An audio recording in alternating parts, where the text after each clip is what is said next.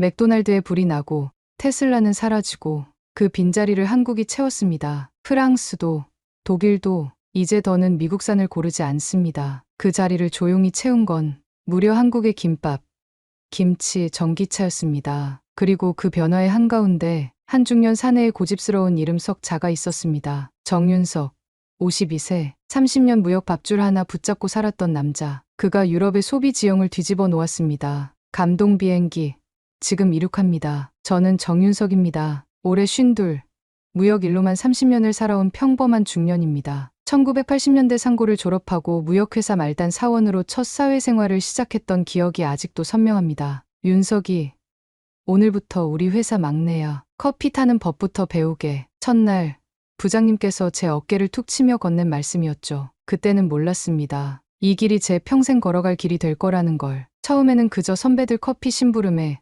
서류 복사에, 택배 포장까지. 무역회사의 막내는 그저 잡일꾼에 불과했습니다. 하지만 저는 밤마다 영어 단어장을 펼쳐들었습니다. 꿈이 있었으니까요. 언젠가는 내가 직접 해외 바이어를 만나 우리 물건을 팔겠다는. 10년이 지났을 때 저는 드디어 바이어를 직접 만날 수 있는 위치에 올랐습니다. 그때 처음 맡은 품목이 바로 한국산 생활용품이었어요. 처음에는 작은 거래였습니다. 유럽 작은 마트 몇 곳에 한국산 라면과 장류를 수출하는 정도였죠. 정 과장, 이런 건 미국 제품이 강세라 쉽지 않을 거야. 상사가 그렇게 말했지만 저는 고집이 셌습니다. 하루에도 수십 통의 이메일을 보냈고 밤이면 밤대로 유럽 시간에 맞춰 전화 통화를 했습니다. 아내는 혀를 찼죠. 여보, 당신 그렇게 밤새 일해서 월급이 더 오르나요? 그래도 멈출 수 없었습니다. 제가 파는 건 단순한 물건이 아니었으니까요. 그건 대한민국의 이름이었습니다. 제 노력이 결실을 맺기 시작한 건 40대 중반이었을 때입니다. 독일의 한 마트 체인에서 한국산 라면을 정식 입점시켰고 프랑스의 아시안 푸드 전문점에는 한국 장류와 반찬이 진열되기 시작했습니다. 작지만 의미 있는 성과였죠. 그렇게 또 10년을 보내고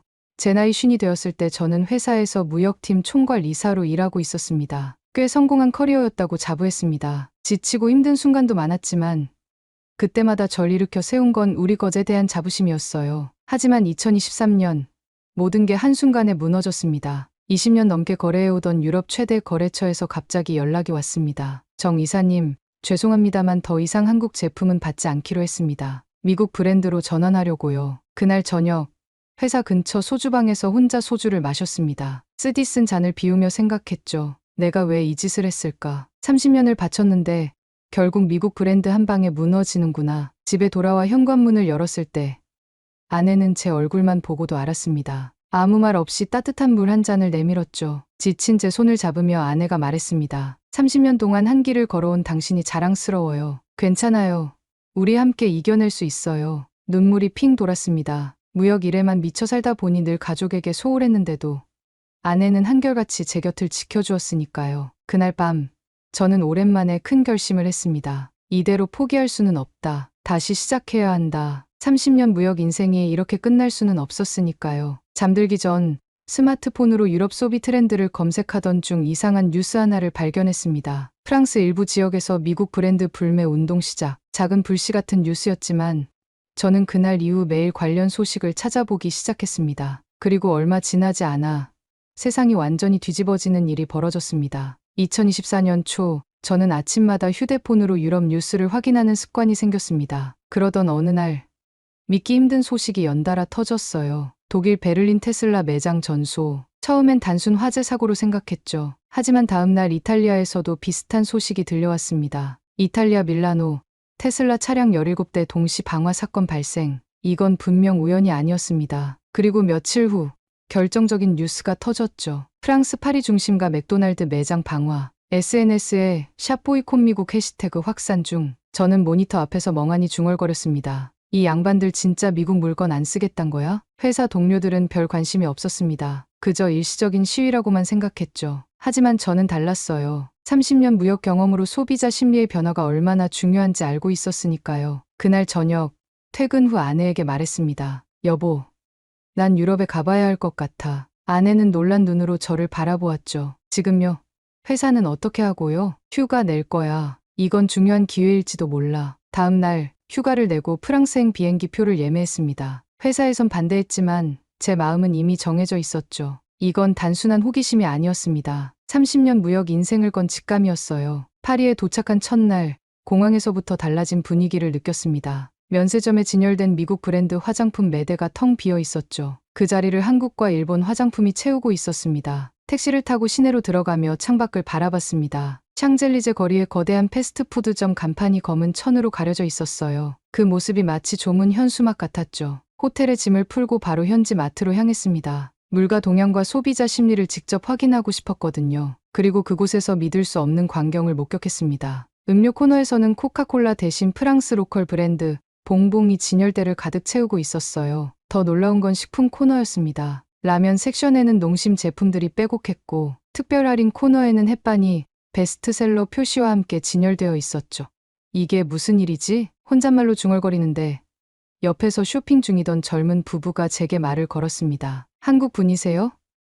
저희는 요즘 한국 제품만 찾고 있어요. 믿을 수 있거든요. 그들은 자연스럽게 한국 제품에 대한 신뢰를 표현했습니다. 미국 브랜드는 더 이상 신뢰의 상징이 아니라고도 했죠. 그날 마트를 나오며 가만히 하늘을 올려다봤습니다. 내가 평생 팔던 물건이 지금 사람들을 살리고 있었던 거였네. 그 순간 가슴이 뭉클했습니다. 제가 30년 동안 해온 일이 단순한 물건 판매가 아니었다는 걸 깨달았거든요. 그건 신뢰를 수출하는 일이었습니다. 다음 날 파리 외곽의 대형 유통센터를 찾았습니다. 20년 전 처음 거래를 시작했던 바이어 피에르를 만나기 위해서였죠. 그는 저를 보자마자 반갑게 맞아주었습니다. 정, 오랜만이군. 어쩐 일로 갑자기? 피에르, 솔직히 말해봐. 유럽에서 지금 정말 미국 제품을 거부하는 거야? 그는 잠시 침묵하더니 깊은 한숨을 내쉬었습니다. 정, 우리는 지금 큰 변화를 겪고 있어. 소비자들이 더 이상 브랜드 이름만 보고 구매하지 않아. 이제는 제품 뒤에 있는 가치를 중요하게 생각하지. 그럼 한국 제품은? 너희 한국 제품들이 놀랍게도 이 틈새를 완벽하게 채우고 있어. 품질은 좋으면서 가격도 합리적이고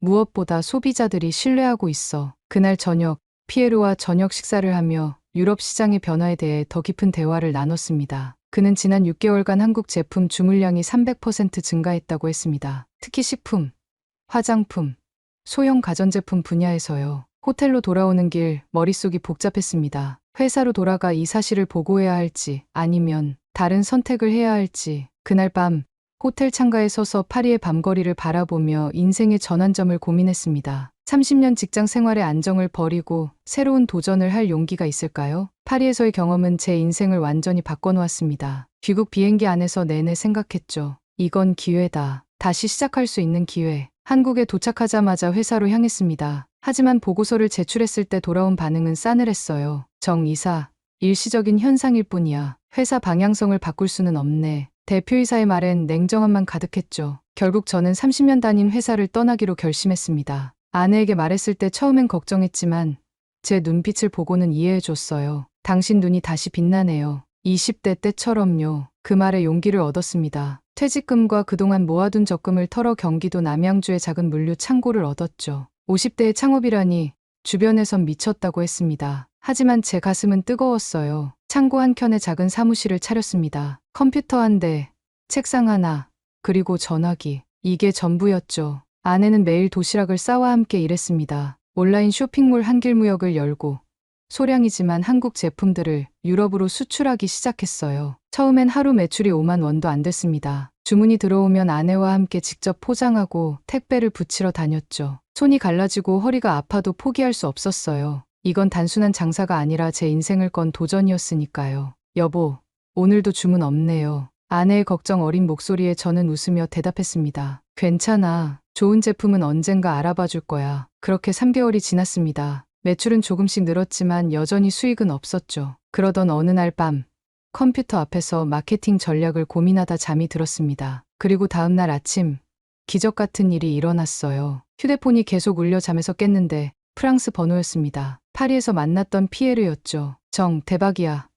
당신 회사가 프랑스 SNS에서 폭발적으로 인기를 얻고 있어. 무슨 소린지 이해가 안 됐습니다. 피에르의 설명으로는 인플루언서 하나가 한길무역에서 구매한 한국 김밥 키트를 리뷰했고 그게 한국의 진심 브랜드로 소개되며 폭발적 반응을 얻었다는 거였죠. 핸드폰을 끊자마자 컴퓨터로 달려갔습니다. 정말 주문이 폭주하고 있었어요. 서버가 다운될 정도로요. 아내와 함께 밤새 주문을 처리했지만 역부족이었습니다. 여보, 이거 혼자선 안 되겠어요. 직원을 뽑아야 해요. 그렇게 첫 직원을 채용했습니다. 외국어 능력이 뛰어난 젊은 친구였죠. 그리고 일주일 후엔 2명, 한 달 뒤엔 5명으로 늘어났습니다. 창고도 더 큰 곳으로 옮겼고요. 유럽 각지에서 주문이 쏟아졌습니다. 헛개수, 김밥 키트, 햇반, 특히 한국 간편식이 인기였죠. 문제는 재고 확보였습니다. 워낙 갑작스러운 주문 폭주라 품절 사태가 잦았어요. 정 사장님, 햇반 유럽 배송분이 출발도 전에 전량 매진됐습니다. 직원의 보고에 깜짝 놀랐지만 한편으론 뿌듯했습니다. 저희 제품에 대한 신뢰가 쌓이고 있다는 증거였으니까요. 어느 날 독일 대형 마트 바이어에게서 연락이 왔습니다. 저희 제품을 정식으로 입점시키고 싶다는 거였죠. 통화 중에 그가 한 말이 아직도 귓가에 생생합니다. 정 사장님, 우린 이제 미국 브랜드는 받지 않아요. 대신 한국 거 더 주세요. 그 말을 아내에게 전하자 그녀는 조용히 눈물을 닦으며 말했습니다. 여보, 당신 평생 고생한 보람이 있네요. 그 순간 저는 말없이 아내의 손을 꼭 잡았습니다. 함께 고생한 30년, 그리고 새롭게 시작한 도전. 이 모든 것이 헛되지 않았음을 확인하는 순간이었죠. 창업 6개월 차, 한길무역은 월 매출 3억을 돌파했습니다. 직원은 20명으로 늘었고 남양주 물류센터는 이제 24시간 불이 꺼지지 않았죠. 하지만 이건 시작에 불과했습니다. 더 큰 변화가 저희를 기다리고 있었으니까요. 어느 날 아침, 창고에 도착했을 때였습니다. 주차장에 낯선 차량이 서 있더군요. 독일 번호판이었습니다. 사무실에 들어서자 아내가 급하게 달려왔어요. 여보, 유럽 대형 유통사 임원들이 왔어요. 지금 회의실에서 기다리고 있어요. 놀라서 급히 옷매무새를 다듬고 회의실로 향했습니다. 3명의 서양인이 앉아 있었죠. 그중 한 명이 일어나 악수를 청했습니다. 정 사장님, 만나서 반갑습니다. 유로마트 구매 총괄 디렉터 한스 밀러입니다. 유로마트는 유럽 최대 유통 체인 중 하나였습니다. 저희 같은 소규모 업체와는 전혀 접점이 없는 거인이었죠. 저희가 직접 찾아온 이유는 간단합니다. 한길무역과 독점 공급 계약을 맺고 싶습니다. 순간 귀를 의심했습니다. 이렇게 큰 기회가 갑자기 찾아오다니요. 하지만 한스의 다음 말에 고민이 시작됐습니다. 물론 조건이 있습니다. 모든 제품을 유로마트 자체 브랜드로 출시해야 합니다. 한국산이라는 정체성만 남기고요. 머릿속이 복잡해졌습니다. 매출은 폭발적으로 늘겠지만 그동안 쌓아온 한길무역의 브랜드 가치는 사라지게 될 테니까요. 회의가 끝난 후 아내와 직원들과 긴급 회의를 열었습니다. 어떻게 생각해? 큰 기회인 건 맞아. 하지만 아내는 고개를 저었습니다. 여보, 우리가 시작한 이유를 기억해요. 대한민국을 알리는 거였잖아요. 마케팅 담당 김 과장도 의견을 보탰습니다. 사장님, 지금 우리 브랜드가 유럽에서 정직한 한국이란 이미지로 자리 잡고 있어요. 이걸 포기하긴 아쉽습니다. 고민 끝에 유로마트의 제안을 정중히 거절했습니다. 대신 우리만의 방식으로 성장하기로 했죠. 그 결정 이후 더 바빠졌습니다. 밤낮 없이 일했어요. 창고는 점점 커졌고 직원 수도 늘어났습니다. 특히 젊은 직원들의 아이디어가 큰 힘이 됐어요. SNS 마케팅부터 해외 물류 최적화까지 그들은 저보다 훨씬 빠르게 움직였죠. 정 사장님, 유럽 소비자들이 한국 제품을 어떻게 사용하는지 모르는 경우가 많아요. 상품마다 사용법 영상을 만들면 어떨까요? 신입사원 한 명이 제안한 아이디어였습니다. 처음엔 비용 부담이 걱정됐지만 시도해보기로 했습니다. 그리고 그 결정이 정말 옳았다는 걸 곧 깨달았죠. 사장님, 김밥 키트 사용법 영상이 유럽에서 100만 뷰를 돌파했어요. 영상에는 제가 직접 출연했습니다. 서툰 영어로 김밥 만드는 법을 설명하는 50대 아저씨의 진정성이 통한 거죠. 댓글에는 이런 반응이 가득했습니다. 정 사장님의 손놀림에서 30년 경력이 느껴집니다. 신뢰할 수 있어요. 이 아저씨의 웃는 얼굴이 너무 좋아요. 한국 제품을 더 사고 싶게 만들어요. 불과 1년 전만 해도 퇴직금으로 시작한 작은 창고 사업이었는데 이제는 유럽 전역에 한국 제품을 공급하는 중견기업이 되어가고 있었습니다. 어느 날 창고 한쪽에서 오래된 박스를 발견했습니다. 30년 전 무역회사 신입사원 시절 사용하던 영어 단어장이었어요. 첫 페이지에 제가 적어놓은 문장이 눈에 들어왔습니다. 나는 언젠가 한국 제품의 가치를 세계에 알릴 것이다. 그 순간 가슴이 뭉클해졌습니다. 꿈꾸던 일을 실제로 이루고 있다는 실감이 났거든요. 성장 속도가 빨라지면서 문제도 생겼습니다. 물류 처리 능력이 한계에 다다른 것이죠. 남양주 창고로는 더 이상 주물량을 감당할 수 없었습니다. 고민 끝에 인천 송도에 대규모 물류센터를 마련하기로 결정했죠. 정 사장님, 이 정도 규모면 앞으로 3년은 더 성장해도 괜찮을 겁니다. 물류 담당자의 말에 가슴이 뿌듯했습니다. 3년 후의 성장까지 생각할 수 있다니 정말 꿈만 같았죠. 새 물류센터 오픈 날 축하 파티를 열었습니다. 직원들과 함께 샴페인을 터뜨리며 기쁨을 나눴죠. 건배사를 하려는데 갑자기 목이 메었습니다. 30년 무역 인생의 고단함, 퇴직 후의 두려움, 그리고 새로운 시작의 설렘까지 모든 감정이 한꺼번에 밀려왔거든요. 여러분, 이건 제 성공이 아닙니다. 우리 모두의, 그리고 대한민국의 성공입니다. 그날 밤 집으로 돌아가는 차 안에서 아내에게 물었습니다. 여보, 지금 행복해? 아내는 제 손을 꼭 잡으며 미소 지었습니다. 30년 동안 당신 옆에서 지켜봤어요. 이제야 진짜 당신 모습을 찾은 것 같아 기뻐요. 그 말에 더 이상 바랄 게 없다고 느꼈습니다. 하지만 이것은 끝이 아니었습니다. 더 놀라운 기회가 저희를 기다리고 있었으니까요. 송도 물류센터 오픈 이후 한길무역은 더 빠른 속도로 성장했습니다. 유럽 각지에서 주문이 쏟아졌어요. 하지만 그만큼 문제도 많아졌죠. 가장 큰 고민은 품절 사태였습니다. 사장님, 헛개수 재고가 또 바닥났습니다. 독일에서만 3만 병 주문이 들어왔는데요. 물류팀장의 보고에 한숨이 나왔습니다. 수요를 맞추기 위해 밤낮으로 뛰어다녀도 역부족이었죠. 특히 헛개수, 김밥 키트, 햇반은 입고되자마자 품절되는 상황이었습니다. 국내 제조사에 증산을 요청해봤나? 네. 하지만 그쪽도 생산 라인이 포화 상태라고 합니다. 최소 3개월은 기다려야 한대요. 머리가 지끈거렸습니다. 소비자 신뢰를 쌓기 위해 그토록 노력했는데 품절 사태로 다시 무너질까 두려웠거든요. 그때 마케팅팀 이 대리가 손을 들었습니다. 사장님, 역발상으로 접근해보면 어떨까요? 품절을 희소성으로 마케팅하는 거예요. 처음엔 의아했지만 젊은 직원의 아이디어를 존중하기로 했습니다. 한정판 한국 제품 콘셉트로 예약 판매 시스템을 도입했죠. 놀랍게도 이 전략이 대성공이었습니다. 예약을 위해 사이트 접속자가 폭주해 서버가 다운될 정도였으니까요. 그렇게 위기를 기회로 바꾸는 과정에서 유럽 유통업계에서 놀라운 소식이 들려왔습니다. 독일의 한 대형 마트 체인이 미국 식품 코너를 완전히 철수시키고 그 자리에 코리안 푸드존을 만든다는 거였어요. 정 사장님, 지난 분기 유럽 식품 시장 데이터가 나왔습니다. 한국 식품 점유율이 15%로 올라갔어요. 작년 2%에서 폭발적으로 성장했습니다. 데이터 분석팀의 보고에 가슴이 뿌듯했습니다. 제 평생 꿈꿔온 일이 현실이 되고 있었거든요. 어느 날 유럽 마트 바이어로부터 메일이 왔습니다. 정 사장님, 우린 이제 미국 브랜드는 받지 않아요. 대신 한국 거 더 주세요. 그 메일을 아내에게 보여주자 그녀는 조용히 눈물을 닦으며 말했습니다. 여보, 당신 평생 고생한 보람이 있네요. 그 순간 저는 말없이 아내의 손을 꼭 잡았습니다. 30년 무역 인생, 그 모든 시간이 헛되지 않았다는 확신이 들었거든요. 성공이 커질수록 책임도 커졌습니다. 이제는 단순히 제품을 파는 것이 아니라 한국의 이미지를 대표한다는 책임감이 생겼죠. 모든 제품의 품질 관리에 더욱 신경 썼습니다. 하나라도 문제가 있으면 전량 회수할 정도로요. 사장님, 이렇게까지 할 필요 있을까요?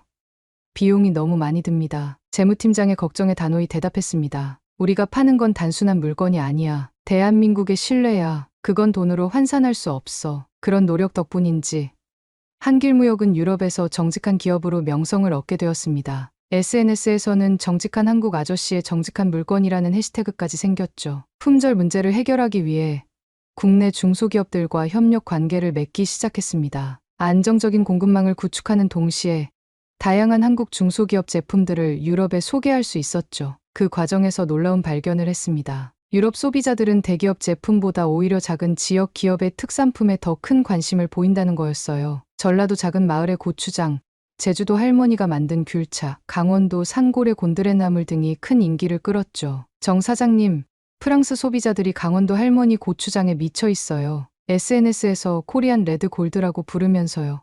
그 말을 듣고 직접 강원도 산골로 달려갔습니다. 40년간 고추장을 만들어 온 할머니를 만나서 사정을 설명드렸죠. 할머니 고추장이 지금 유럽에서 엄청 인기예요. 더 많이 만들어 주실 수 있으세요? 할머니는 처음엔 믿지 않으셨습니다. 하지만 제가 프랑스 소비자들의 리뷰 영상을 보여드리자 눈시울을 붉히셨어요. 이렇게 멀리 내 고추장이 가는구나. 내가 더 열심히 만들게. 그렇게 전국 각지의 소규모 생산자들과 연결되었습니다. 송도 물류센터는 이제 한국의 진심이 담긴 제품들로 가득 찼죠. 직원 수도 200명을 넘어섰고 매출은 월 50억을 돌파했습니다. 성장하는 과정에서 많은 대기업들이 인수 제안을 해왔습니다. 어마어마한 금액을 제시하기도 했죠. 하지만 저희 부부는 모두 거절했습니다. 돈이 목적이 아니었으니까요. 우리는 단순히 물건을 파는 게 아니라 한국의 진심을 전하고 있어요. 이건 돈으로 살 수 없는 가치죠. 아내의 말에 깊이 공감했습니다. 그렇게 우리는 독립적인 기업으로 계속 성장해 나갔습니다. 그리고 어느 날 예상치 못한 곳에서 연락이 왔습니다. 덴마크 정부였습니다. 덴마크 정부에서 온 이메일을 처음 받았을 때는 스팸인 줄 알았습니다. 하지만 진짜였습니다. 왜 덴마크 정부가 저희 같은 중소기업에 연락했을까요? 정 사장님, 저는 덴마크 농업식품부 마르쿠스 한센입니다. 중요한 제안이 있어 연락드립니다. 다음날 영상 회의를 했습니다. 한센 씨는 말끔한 정장 차림으로 나타났죠. 정 사장님, 덴마크는 최근 미국 농기계 회사들과의 계약을 전면 중단했습니다. 대체 공급업체를 찾던 중 귀사의 평판을 알게 되었습니다. 순간 당황했습니다. 저희는 농기계를 취급한 적이 없었거든요. 죄송합니다만 저희는 농기계를 판매하지 않습니다. 한센 씨는 미소 지었습니다. 알고 있습니다. 하지만 저희가 원하는 건 장비 자체가 아닙니다. 정 사장님의 네트워크와 신뢰성입니다. 한국의 스마트팜 기술을 도입하고 싶습니다. 미국 농기계 회사들이 철수한 후 덴마크는 대안을 찾고 있었습니다. 특히 스마트팜 분야에서 한국 기술에 관심이 많았죠. 그들이 원한 건 단순한 수입이 아니라 기술 파트너십이었습니다. 회의가 끝난 후 한국 스마트팜 업체들을 조사하기 시작했습니다. 2주간 전국의 스마트팜 회사들을 찾아다녔죠. 마침내 강원도의 한 스타트업이 눈에 띄었습니다. 김 대표님, 귀사의 기술이 덴마크 정부의 요구사항과 가장 잘 맞는 것 같습니다. 김 대표는 30대 초반의 젊은 청년이었습니다. MIT에서 공부하고 귀국해 설립한 스타트업이었죠. 처음엔 의심스러워했습니다. 정 사장님, 진짜 덴마크 정부에서 연락이 온 거 맞나요? 저희같이 작은 회사예요. 네, 맞습니다. 그들이 원하는 건 기업 규모가 아니라 기술력이에요. 함께 덴마크로 출장을 갔습니다. 코펜하겐 공항에 내리자마자 정부 차량이 저희를 맞이했죠. 그날부터 일주일간 여러 농장을 방문하며 회의를 했습니다. 마지막 날 덴마크 농업부 장관까지 참석한 회의에서 계약이 성사되었습니다. 축하합니다. 정 사장님, 김 대표님. 이번 계약으로 덴마크 농업의 새 시대가 열릴 것입니다. 계약 규모는 무려 2억 유로. 김 대표는 얼떨떨해했습니다. 하룻밤 사이에 그의 스타트업 가치가 수십 배로 뛰었으니까요. 한국으로 돌아오는 비행기 안에서 김 대표가 물었습니다. 정 사장님, 솔직히 말씀해 주세요. 왜 저희를 도와주신 거죠? 수수료를 받지도 않으셨는데요. 저는 창밖을 바라보며 대답했습니다. 내가 지금 새로 장사하는 게 아니라 한국을 대신 팔고 있는 거야. 그 말에 김 대표의 눈시울이 붉어졌습니다. 덴마크와의 계약 소식이 알려지자 다른 유럽 국가들에서도 연락이 왔습니다. 스웨덴, 네덜란드, 핀란드까지 모두 한국의 기술에 관심을 보였죠. 특히 친환경 기술 분야였습니다. 한 달 만에 5개 국가와 추가 계약을 맺었습니다. 이제 한길무역은 단순한 수출업체가 아니라 한국 기업과 유럽을 연결하는 다리가 되었습니다. 그 중에서도 중소기업과 스타트업을 집중적으로 도왔죠. 정 사장님, 이제 대기업들도 저희 서비스를 원합니다. 어떻게 할까요? 비서의 질문에 단호히 대답했습니다. 우리는 계속 중소기업만 지원할 거야. 대기업은 혼자서도 잘하니까. 그 결정에 일부 직원들은 의아해했습니다. 대기업과 계약하면 더 큰 수익을 올릴 수 있을 텐데 왜 포기하냐는 거였죠. 그래서 전 직원 미팅을 소집했습니다. 여러분, 한길무역의 진짜 목표는 돈이 아닙니다. 우리가 하는 일은 한국의 숨은 가치를 세계에 알리는 겁니다. 그 가치는 주로 중소기업에 있다고 생각합니다. 그 말에 직원들이 박수를 쳤습니다. 모두가 같은 가치를 공유하는 순간이었죠. 덴마크 스마트팜 프로젝트는 대성공이었습니다. 1년 만에 농작물 생산량이 30% 증가했고 물 사용량은 40% 감소했죠. 덴마크 언론에서는 한국의 기술이 덴마크 농업에 혁명을 가져왔다고 보도했습니다. 성공 사례가 쌓이면서 한길무역의 명성도 높아졌습니다. 이제는 유럽 기업들이 먼저 연락해 한국 파트너를 소개해달라고 요청할 정도였죠. 사무실이 계속 확장되었습니다. 인천 송도에 본사 빌딩을 짓기 시작했고 유럽 4개국의 지사도 열었죠. 직원 수는 500명을 넘어섰습니다. 하지만 저는 여전히 아침 8시에 가장 먼저 출근해 커피를 직접 내렸습니다. 30년 전 무역회사 막내 시절의 습관이었죠. 어느 날 독일에서 놀라운 소식이 들려왔습니다. 프랑크푸르트에서 열리는 EU 윤리소비 포럼에 연사로 초청받은 겁니다. 세계적인 기업 CEO들과 함께 무대에 설 기회였죠. 아내는 걱정했습니다. 여보, 영어 연설 괜찮겠어요? 통역사를 쓰는 게 어때요? 저는 웃으며 대답했습니다. 30년 전 영어 단어장으로 시작한 꿈이야. 서툴러도 내 말로 전하고 싶어. 한 달간 매일 밤 연설문을 준비했습니다. 단어 하나, 문장 하나에 진심을 담으려 노력했죠. 그리고 마침내 프랑크푸르트행 비행기에 오르는 날이 왔습니다. 여보, 떨리네요. 아내의 손을 잡으며 속삭였습니다. 그녀는 미소 지으며 대답했죠. 당신은 이미 충분히 멋진 사람이에요. 그냥 있는 그대로 보여주세요. 그 말이 큰 위로가 되었습니다. 비행기 창밖으로 구름 사이로 비치는 햇살을 바라보며 생각했습니다. 이제 정말 세상이 변하고 있구나. 프랑크푸르트 컨벤션 센터에 도착했을 때 심장이 터질 것 같았습니다. 로비에는 세계적인 기업 CEO들과 유럽 정치인들이 가득했어요. 제 이름표를 보고 반갑게 인사하는 사람들이 있었지만 솔직히 얼떨떨했습니다. 정 사장님, 드디어 만나게 되어 영광입니다. 당신의 스토리에 큰 감동을 받았습니다. 처음 보는 사람이 내 이야기를 알고 있다니 신기했죠. 준비실에서 연설문을 다시 읽어보는데 문득 모든 내용이 가식적으로 느껴졌습니다. 30년 무역 인생.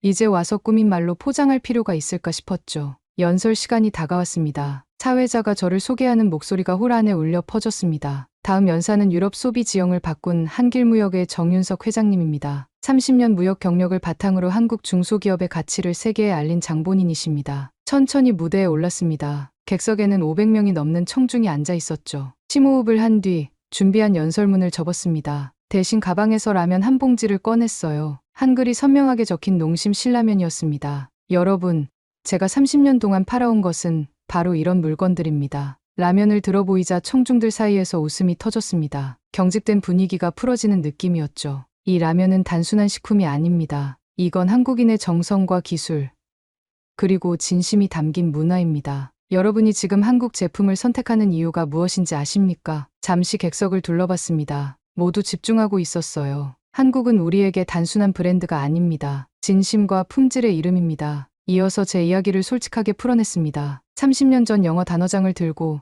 시작한 무역 첫날부터 좌절과 실패의 순간들, 그리고 50대에 새롭게 시작한 창업 이야기까지 꾸밈 없이 말했습니다. 이 라면은 싸서 고른 게 아닙니다. 먹고 나니 고개가 끄덕여지더군요. 대한민국이 만든 거라서요. 연설을 마치자 기립박수가 쏟아졌습니다. 몇몇 청중들은 눈물을 닦기도 했죠. 무대에서 내려오는데 덴마크 농업부 장관이 다가와 악수를 청했습니다. 정 회장님, 오늘 말씀이 제 인생에서 가장 진정성 있는 비즈니스 연설이었습니다. 연설 이후 포럼 공식 만찬에 참석했습니다. 여러 나라 대표들이 저를 찾아와 명함을 건네며 협력을 제안했죠. 그중 한 스웨덴 정부 관계자의 말이 기억에 남습니다. 정 회장님, 우리는 지금 비즈니스 패러다임의 전환기에 있습니다. 더 이상 브랜드 파워나 마케팅이 아니라 진정성과 가치가 소비를 이끌고 있죠. 한국이 그 중심에 서 있습니다. 호텔로 돌아와 아내에게 전화했습니다. 연설이 대성공이었다고, 많은 사람들이 감동받았다고 자랑했죠. 아내는 조용히 웃으며 대답했습니다. 당연하죠. 당신은 30년 동안 진심을 팔아왔으니까요. 그날 밤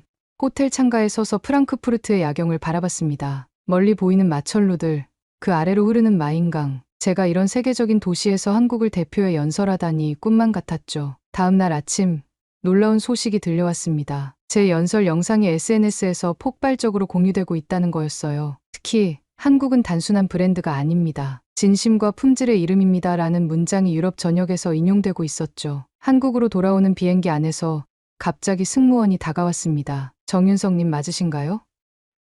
기장님께서 인사드리고 싶다고 하십니다. 조종석으로 안내받아 들어가자 기장이 반갑게 손을 내밀었습니다. 정 회장님, 프랑크푸르트 연설 영상 봤습니다. 정말 감동적이었어요. 덕분에 우리나라가 자랑스럽습니다. 부끄러우면서도 뿌듯했습니다. 돌아보니 30년 동안 쉼 없이 달려왔는데 이제야 그 의미를 알게 된 기분이었죠. 인천공항에 도착했을 때 놀라운 광경이 펼쳐졌습니다. 직원들이 현수막을 들고 마중 나와 있었거든요. 정 회장님, 대한민국의 자랑입니다. 환영합니다. 감동의 눈물이 흘렀습니다. 이건 제 성공이 아니라 우리 모두의 성공이었으니까요. 그날 저녁, 집에 돌아와 아내와 함께 소박한 저녁 식사를 했습니다. 밥을 먹다가 문득 아내가 물었습니다. 여보, 지금 행복해요? 잠시 생각하다 대답했습니다. 30년 동안 무역 일만 했을 때는 몰랐어. 하지만 지금은 알겠어. 내가 정말 하고 싶었던 건 단순히 물건을 파는 게 아니라 우리나라의 가치를 알리는 거였다는 걸.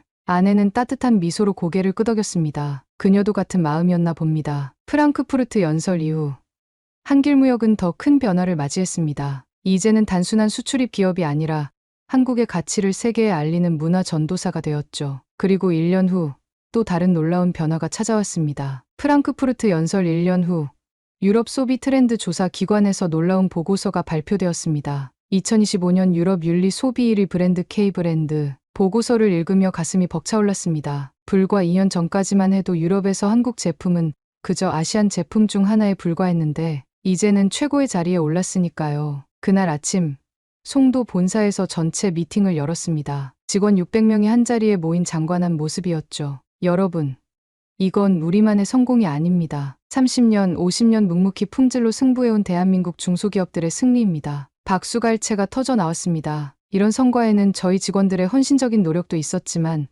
더 중요한 건 제품 자체의 품질이었으니까요. 미팅이 끝나고 사무실로 돌아오자 비서가 다가왔습니다. 회장님, 오늘 오후에 젊은 창업자들이 찾아옵니다. 멘토링을 원한다고 하시네요. 요즘 들어 이런 방문이 잦아졌습니다. 한국 중소기업과 스타트업들이 해외 진출 노하우를 배우고 싶어 찾아오는 거였죠. 처음엔 부담스러웠지만 이제는 제 경험을 나누는 게 의무처럼 느껴졌습니다. 그날 오후 10명의 젊은 창업자들을 만났습니다. 대부분 20, 30대로 열정 넘치는 눈빛이 인상적이었죠. 정 회장님, 저희는 친환경 포장재 스타트업입니다. 유럽 진출을 꿈꾸고 있는데 조언 부탁드립니다. 저희는 전통 한과를 현대적으로 재해석한 디저트 브랜드인데요. 어떻게 시작해야 할지 막막합니다. 하나하나 진심 어린 조언을 건넸습니다. 기술력과 품질은 기본이고 그 위에 진정성과 스토리텔링이 더해져야 한다고요. 무엇보다 단기적 성과보다 장기적 신뢰 구축이 중요하다고 강조했죠. 멘토링을 마치고 나서 한 청년이 다가와 말했습니다. 회장님 덕분에 저희도 파리로 갑니다. 내년에 팝업 스토어 오픈이 확정됐어요. 그 말에 가슴이 뭉클했습니다. 제가 조용히 대답했습니다. 이젠 니들이 대한민국의 명함이야. 부끄럽지 않게 해. 청년의 눈에 결의가 빛났습니다. 그 모습에서 30년 전 무역회사 신입사원이었던 저의 모습이 겹쳐 보였죠. 멘토링이 입소문을 타면서 한길 아카데미를 설립했습니다. 해외 진출을 꿈꾸는 중소기업과 스타트업을 위한 교육 과정이었죠. 처음에는 소규모로 시작했지만 곧 전국 각지에서 수강 신청이 밀려들었습니다. 정 회장님, 3기 교육 신청자가 2,000명을 넘었습니다. 어떻게 할까요? 운영팀장의 보고에 고민했습니다. 모두를 수용할 순 없었지만 가능한 많은 이들에게 기회를 주고 싶었거든요. 고민 끝에 온라인 강의 시스템을 도입하기로 했습니다. 우리의 경험과 노하우를 더 많은 사람들과 나눠야 해. 한국 기업들이 세계로 나갈 수 있도록. 그렇게 한길 아카데미 온라인이 시작되었고 첫 해에만 10,000명이 넘는 수강생이 참여했습니다. 그 중에서도 우수한 기업들을 선발해 실제 해외 진출을 돕는 프로그램도 마련했죠. 시간이 흐를수록 한길무역은 단순한 회사를 넘어 하나의 운동이 되어갔습니다. 한국의 중소기업들이 세계로 나아가는 교두보 역할을 하게 된 거죠. 어느 날 한 언론사에서 인터뷰 요청이 왔습니다. 특집 다큐멘터리를 준비 중이라고 했죠. 유럽 소비 지형을 바꾼 한국의 힘이라는 주제였습니다. 인터뷰 중 기자가 물었습니다. 정 회장님, 성공의 비결이 무엇이라고 생각하세요? 잠시 생각하다 대답했습니다. 세상이 변해도 정직하게 버틴 사람은 결국 웃습니다. 30년 동안 한 길만 바라보며 달려왔어요. 그 진심이 통한 거죠. 방송이 나간 후 더 많은 사람들이 저희 회사를 알게 되었습니다. 그러나 저는 여전히 아침 일찍 출근해 직원들보다 먼저 사무실 불을 켰습니다. 30년의 습관은 쉽게 바뀌지 않았거든요. 창업 3년 차가 되던 해 한길무역은 연 매출 1,000억을 돌파했습니다. 하지만 그보다 더 뿌듯한 건 저희를 통해 세계로 진출한 한국 중소기업이 200개를 넘었다는 사실이었죠. 회사 창립 기념일 행사에서 직원들과 협력사 대표들이 모인 자리.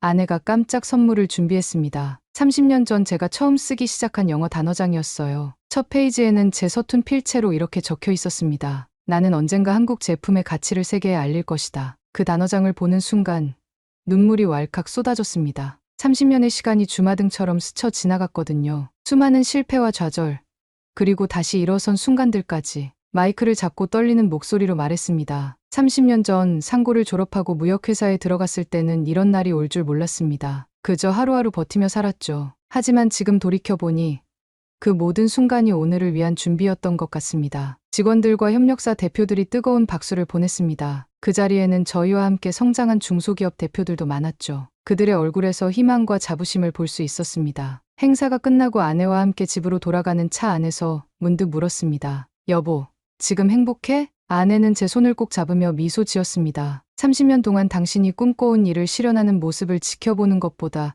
더 행복한 일이 있을까요? 창밖으로 서울의 야경이 흘러갔습니다. 이제 저는 52세, 인생의 절반 이상을 무역 일에 바쳤지만 진짜 여정은 이제 시작된 것 같았습니다. 오늘도 세계 어딘가에서는 한국 제품을 선택하는 소비자들이 있고 그 소비자들의 선택 덕분에 대한민국의 중소기업들이 성장하고 있습니다. 그리고 그 변화의 중심에 30년을 한 길로 걸어온 한 중년 남자의 이야기가 자리하고 있었습니다. 세상이 변해도 정직하게 버틴 사람은 결국 웃습니다. 이건 단순한 성공 스토리가 아닙니다. 30년을 참고 기다린 정윤석의 물건들이 이제 유럽을 바꾸고 있다는 희망의 메시지입니다. 오늘 이야기 마음에 남으셨다면 구독과 좋아요 한번 눌러주시면 더 따뜻한 감동으로 다시 찾아뵙겠습니다.